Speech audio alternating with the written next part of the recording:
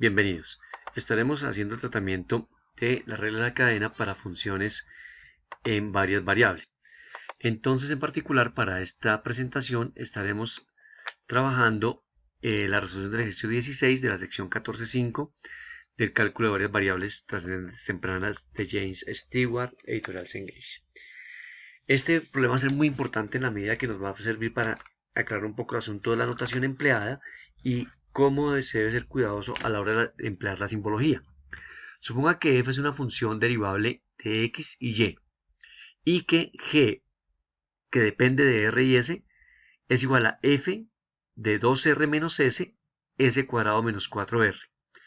Mediante la tabla de valores calcule la derivada parcial de g con respecto a r, evaluada en 1, 2, y la derivada parcial de g con respecto a s, evaluada en 1, 2.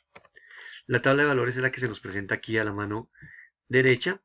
Entonces vamos a analizar varias cosas. Primero, miren que aquí no está diciendo que g y f son las mismas funciones, sino que g está evaluada en r y s y f dependía de x y de y. O sea que si esta es la dependencia, aquí ya tenemos una relación, y es que x debe ser igual a 2r menos s y que y es igual a s cuadrado menos 4r.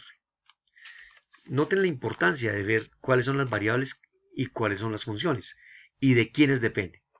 Entonces, lo que se dice acá, ¿no? Se identifica quién es x y quién es y. Ahora bien, noten entonces que f depende de x y y, pero que a su vez x y y dependen tanto de r como de s. Entonces vamos a construir el árbol de dependencia. Aquí aparece g, que es nuestro f, depende de x y y, f depende de x y y, y cada una de ellas dos depende a su vez de r y de s. O sea que f depende parcialmente de r y g depende parcialmente de s. Recordemos la importancia de los diagramas de árbol, ¿no? Vamos a hallar la derivada parcial de g con respecto a s y entonces tendremos que construir a r o este camino. Aquí tenemos derivada parcial, ¿cierto? Porque podemos escoger el camino. Aquí también tenemos derivada parcial. Análogamente para s.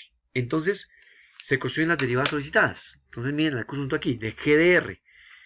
G depende parcialmente de r. Entonces, esa dependencia se construye como la derivada parcial de g con respecto a x por dx de r, más la derivada parcial de g con respecto a y por dy de r. Noten que aquí f y g las estoy empleando indistintamente porque son equivalentes como funciones. Dependen de variables distintas inicialmente, pero que son equivalentes. Ahora, de g de s, cogemos las otras ramas, será la derivada parcial de f con respecto a x por dx de s, más de f de y por dy de s. Note que son las otras dos ramas de este árbol, las que no están subrayadas en amarillo. Entonces ahora calculamos cada una de las expresiones. Entonces de x de r. Entonces al derivar x con respecto a r obtenemos 2, porque pues ese será constante. De y de r sería menos 4. De x de s va a ser igual a menos 1, ¿sí? Y de y de s será igual a 2s y la derivada de esto pues es 0, 2s. Ahora vamos a evaluar en el punto. Miren que estas no dependen del punto, las tres primeras derivadas no dependen del punto, pero la última sí depende de s. Pero resulta que estamos evaluando en el punto 1, 2. O sea que tengo que reemplazar g depende de r y de s, o sea que r lo reemplazaría por 1 y s por 2. O sea que reemplazando esta s por 2, 2 por 2 vale 4. Ahora sí vamos a hallar de f de x y de f de y, pero ¿dónde? Pues miremos, como f depende de x y y, entonces miremos cuánto valen x y y en ese punto. Si r vale, ¿cierto? Si r vale 1 y s vale 2, 2 por 1, 2 menos 2, 0. O sea que x vale 0. Y como s vale 2, 2 al cuadrado, 4, menos 4 por 1, 4. O sea que es en 0, 0. Por eso aquí escribimos que estamos evaluándolas en 0, 0. Noten que el punto es muy diferente, ¿no? Uno es el punto en coordenadas rs y otro es el punto en coordenadas xy. Hallamos la derivada de f con respecto a x. Y eso nos lo da la tabla. Entonces miren que la derivada de f con respecto a x, pero tengo que mirar el punto.